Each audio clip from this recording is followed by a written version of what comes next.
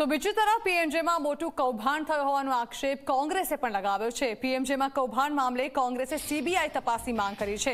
CBI તપાસ કરવામાં આવે તો જ હકીકત બહાર આવશે। આખું તંત્ર કૌભાંડમાં સામેલ હોવાનું સામે આવશે તેવા આક્ષેપ કોંગ્રેસે લગાવ્યા છે। આખા ગુજરાતમાં કૌભાંડની તપાસ થવી જોઈએ। પીએમજે સામાન્ય ગરીબ વર્ગના લોકો માટેની યોજના છે અને તેમાં આ કૌભાંડ આચરવામાં આવી રહ્યું છે।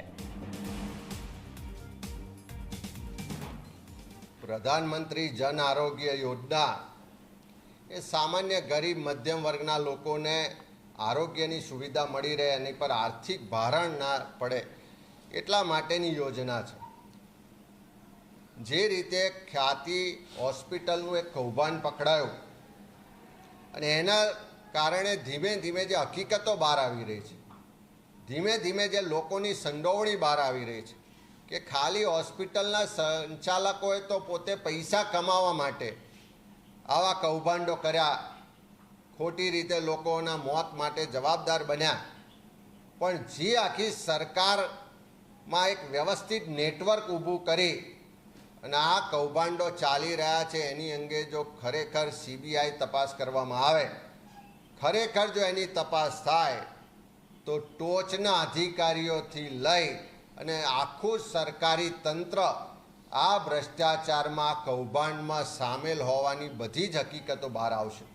અત્યારે તમે ખોટા કાર્ડ બનાવવાવાળા કે ખોટી મંજૂરી આપવાવાળા બે ત્રણ નાના કર્મચારીઓ કે અધિકારીઓ પર કાર્યવાહી કરીને બહાર બતાવશો કે અમારી સરકાર આમાં સ્વચ્છ છે, પણ હું 100% કહું છું કે આખા ગુજરાતમાં આ કૌભાંડની તપાસ થવી જોઈએ તો સરકારમાં બેઠેલા મોટા લોકો પણ આમાં ક્યાંક ને ક્યાંક આર્થિક લાભ મેળવતા હશે એવું ચોક્કસ બહાર આવશે। એટલે આખા સમગ્ર કૌભાંડની સીબીઆઈ તપાસ થવી જોઈએ।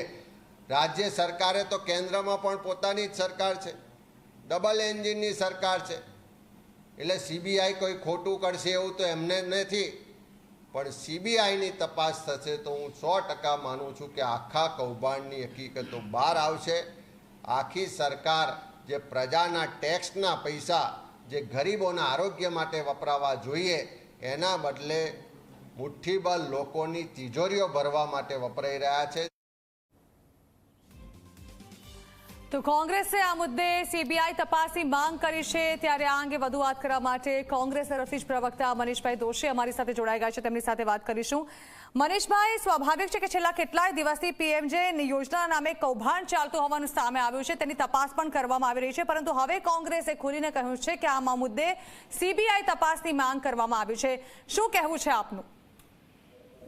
સમગ્ર દેશના સામાન્ય માણસની આરોગ્ય સેવા માટે આયુષ્માન કાર્ડની યોજનાની જાહેરાત થાય, કેન્દ્ર સરકારના પૈસા હોય, રાજ્ય સરકારના પૈસા એટલે પ્રજાના ટેક્સના પૈસા, અને કેગ જેવી સંસ્થા જે બંધારણીય રીતે આ બધી ઓડિટ કરતી હોય છે, એ કેગે પણ કીધું છે કે પીએમજેવાય કાર્ડમાં મોટા પાયે ભ્રષ્ટાચાર થાય છે।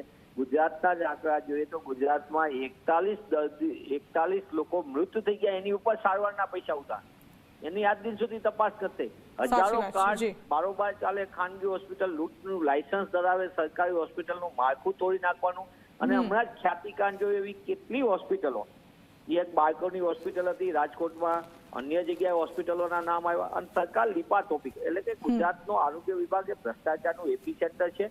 અને જ્યારે ડબલ એન્જિનની સરકાર ભ્રષ્ટાચારમાં ગળાડૂબ હોય ત્યારે સીબીઆઈ તપાસની માંગ અમારા વિધાનસભા કોંગ્રેસ પક્ષના નેતા સન્માનીય અમિતભાઈ ચાવડાએ કરી છે। કોંગ્રેસ પક્ષ એટલા માટે કહે છે કે આ પ્રજાના પૈસા છે, અને આ લૂંટનું મોડેલમાં ભારતીય જનતા પાર્ટીના નેતાઓને મળતિયાઓ સીધા સંડોવાયેલા છે, એટલે આની સીબીઆઈ તપાસ થાય તો લોકોની સામે આવે કે સારવાર લોકોની કરવાના નામે કરોડો રૂપિયા જે તિજોરીમાંથી જાય છે એ હકીકતમાં ભારતીય જનતા પાર્ટીના કાંડ અને કૌભાંડમાં એમના બેંક બેલેન્સ વધી રહ્યું છે। એટલે સામાન્ય માણસનું આરોગ્ય કથળી જાય, આરોગ્ય સેવા કથળી જાય, અને એમના મળતિયાઓ અલમસ્ત થઈ જાય, અને પોતે આ ભ્રષ્ટાચારની ગંગા વહેરાવે એ રીતની સ્થિતિનું નિર્માણ થયું છે। એટલે આ સમગ્ર બાબતની સીબીઆઈ તપાસની કોંગ્રેસ પક્ષ માંગ કરે છે। બિલકુલ બિલકુલ, આભાર મનીષભાઈ। તો પીએમજે યોજના નામે ચાલતું આ કૌભાંડ જેમાં કેટલીય હોસ્પિટલ્સ પણ સામેલ હશે, જે મુદ્દે હવે કોંગ્રેસે તપાસની માંગ કરી છે, તે પણ સીબીઆઈ તપાસની।